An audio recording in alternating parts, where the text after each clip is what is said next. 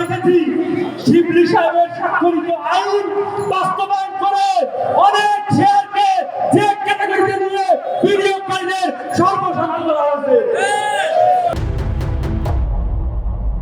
আশ্চর্য ব্যাপার, জুলাই আগস্টের গণ অভ্যুত্থানের পরে যখন আমরা ভেবেছিলাম পুঁজিবাজার একটা ভিন্ন রূপ দিবে, পুঁজিবাজার বাংলাদেশের প্রত্যেক দেশে পুঁজিবাজার তার অর্থনৈতিক একটা মেরুদণ্ড, আমরা ভেবেছিলাম ঘুরে দাঁড়াবে, কিন্তু আমরা কি দেখলাম?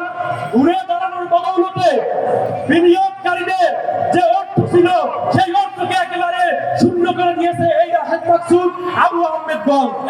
আমরা বলতে চাই, আমরা স্পষ্টভাবে বলতে চাই, এখন পর্যন্ত হাসিনার দোসররা ওই এসএসসি চালাচ্ছে, এখন পর্যন্ত শিবলী সাহেবকে সরালেও এখন পর্যন্ত আরো দোসররা মিলে বিনিয়োগকারীদের সর্বস্ব কেড়ে নিচ্ছে। কারণ এই বিনিয়োগকারীরা জুলাই আগস্টের গণ অভ্যুত্থানে ছিল, এই বিনিয়োগকারীরা জুলাই আগস্টের অভ্যুত্থানের পক্ষে ছিল, তাই আজকে বিনিয়োগকারীদের সর্বস্ব কেড়ে নেওয়ার পায়তারা হচ্ছে, অর্থনীতিকে বিশ্বের বুকে ছোট করে দেখানো হচ্ছে। আমরা বলবো একটা কথা বলে আমি শেষ করবো, থাকেন একটা শিবলী সাহেবের একটা আপনার আইন যিনি তাকে অপসারণ করা হয়েছে, তার কোনো আইন পুঁজিবাজারে কি বাস্তবায়ন হতে পারে? আপনারা বলেন, তার স্বাক্ষরিত কোনো আইন পুঁজিবাজারে কি বাস্তবায়ন হতে পারে কিনা?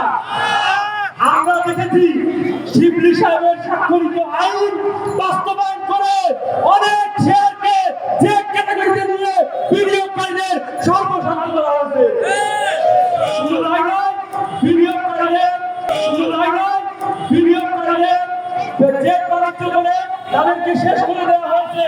যে শেয়ার 15 টাকায় ছিল, 30 টাকা শেয়ার 15 টাকায় ছিল, সেই শেয়ার এখন 3 টাকা 4 টাকা একবারে নিঃশেষ হয়ে গিয়েছে। আর এই যে বাণিজ্য করে তারা হাজার হাজার কোটি টাকা এইখান থেকে বিদেশে আছে। তিনি বিদেশে বসে তিনি দেখতেছে বাংলাদেশের বিনিয়োগকারীরা প্রতিবাদ করে কিনা, প্রতিবাদ না করলে তার চেয়ারগুলি থেকে দেশে আসবে, আপনি তার চেয়ারগুলি হারানোর প্রোগ্রাম হয়, দেশে আসবেন না।